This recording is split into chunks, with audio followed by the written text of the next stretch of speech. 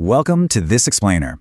If you've ever found yourself staring at your laptop screen on a random Tuesday afternoon just utterly exhausted, wondering if logging hours for a paycheck is literally what life is all about, well, you are definitely not alone. It's a really relatable, honestly sometimes overwhelming struggle. We're all trying to find some kind of modern meaning in a deeply busy world. But here's a little secret for you. That feeling?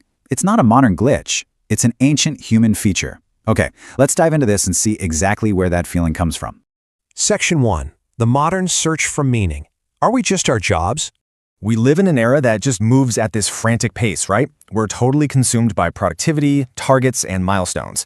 And somewhere in that endless loop of waking up, commuting, working, and sleeping, this heavy sense of existential dread can really start to creep in. We kind of start to feel lost. And it inevitably leads to this massive question staring right back at you. Is my career my purpose? I mean, it's the ultimate modern anxiety, isn't it? We tie so much of our identity to our job titles that when the work stops feeling fulfilling, our entire sense of self feels like it's crumbling. I bet you probably asked yourself this very question. But we really have to make a distinction here.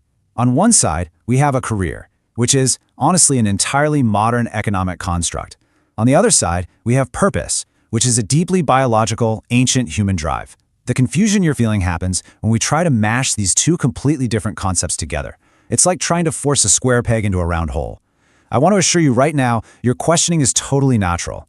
You are not just your job. You're actually part of a very long lineage of humans who have been trying to figure out why for a very, very long time. Section 2. Prehistoric symbols and the afterlife. The first signs of why. So to truly understand this, we need to completely shift our perspective. Let's leave the modern office behind and take a massive historical zoom out to the very dawn of humanity. We aren't talking about a few hundred years ago. We are taking a staggering 100,000-year leap back to early Homo sapiens. Humans didn't just suddenly start assigning meaning to life at one clear moment, like the invention of the wheel. It's been a very gradual process. Pretty much as soon as we developed self-awareness and language, we were already wrestling with the big questions. And archaeologists actually have the evidence to prove it. Moving beyond basic day-to-day survival, prehistoric humans left us profound clues about their search for meaning. Think about early symbolic thinking. First, you have burials with grave goods. When early humans buried their dead with tools or trinkets, it strongly suggests a belief in an afterlife. Second, consider the breathtaking art in places like the Lascaux Caves. This wasn't just, prehistoric wallpaper. It was a deeply symbolic, likely spiritual or ritualistic expression. These actions prove our ancestors were already asking profound questions like, why are we here and what happens after death? Section 3. Ancient civilizations and divine order. Structuring the unknown. As humanity settled down between roughly 3000 and 500 BCE, our societies became way more structured, and so did our search for meaning. The raw wonder and early myth of the caves evolved into highly structured, organized religion and philosophy. We can see how three distinct geographical regions basically organized life's purpose during this era. In Egypt, the focus was laser-pointed on the afterlife. In India, the lens turned inward toward the soul and liberation. And over in Greece, the focus was planted firmly in the present, on human flourishing. Each culture uniquely structured the great unknown. Let's break these down real quick. In ancient Egypt, meaning was quite literally handed down from above. The concept of ma'at provided a clear, divine structure. Your life's purpose wasn't something you had to guess at or figure out on your own. It was intrinsically tied to maintaining this cosmic, divine order so that you could successfully navigate the afterlife.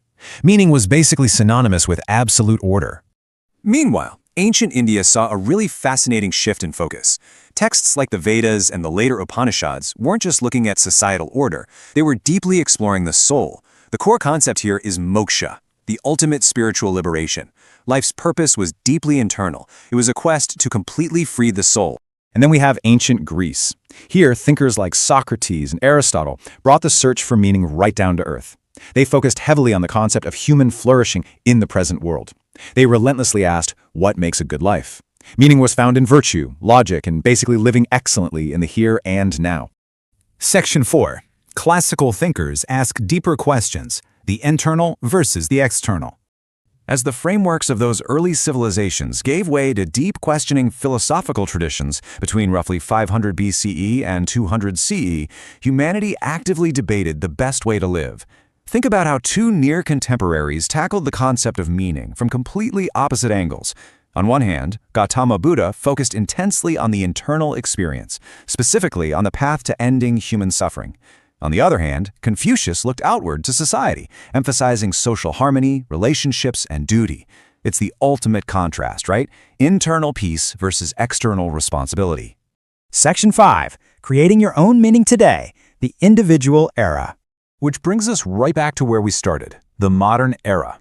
After centuries of finding meaning in the divine order, in duty, or in structured liberation, something massive shifted, particularly after the Enlightenment. The responsibility for finding meaning completely moved. Let's trace that evolution. We started with myth and ritual in the caves.